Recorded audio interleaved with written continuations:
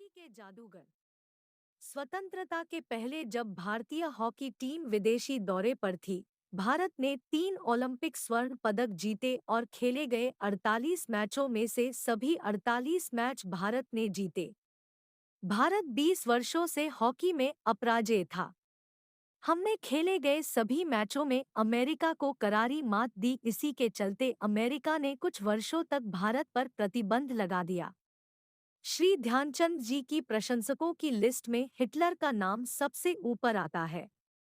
Hitler ने ध्यानचंद जी को Germany की नागरिकता लेने के लिए प्रार्थना की, साथ ही जर्मनी की ओर से खेलने के लिए आमंत्रित किया। उसके बदले उन्हें सेना का अध्यक्ष और बहुत सारा पैसा देने की बात कही, लेकिन जवाब में ध्यानचंद ने उन्हें कहा कि मैं पैसों के लिए नहीं, देश के लिए खेलता हूँ। जब जर्मनी में हॉकी वर्ल्ड कप चल रहा था, तब एक मैच के दौरान जर्मनी के गोलकीपर ने उन्हें घायल कर दिया। इसी बात का बदला लेने के लिए ध्यानचंद ने टीम के सभी खिलाड़ियों के साथ एक योजना बनाई और भारतीय टीम ने गोल तक पहुंचने के बाद भी गोल नहीं किया और बॉल को वहीं छोड़ दिया। यह जर्मनी के लिए बहुत बड़ी शर्म की बात थी। एक मैच ऐसा था जिसमें ध्यानचंद एक भी गोल नहीं कर पा रहे थे। इस बीच उन्होंने रेफरी से कहा, मुझे मैदान की लंबाई कम लग रही है। जांच करने पर ध्यानचंद सही पाए गए और मैदान को ठीक किया गया। उसके बाद ध्यानचंद ने उसी मैच में 8 गोल दागे। वे एक अकेले भारतीय थे जिन्होंने आज़ादी से पहले भारत में ही नहीं, जर्मनी में भी भारतीय झंडे को फहराया।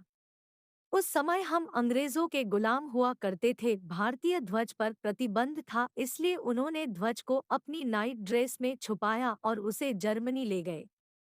इस पर अंग्रेजी शासन के अनुसार उन्हें कारावास हो सकती थी।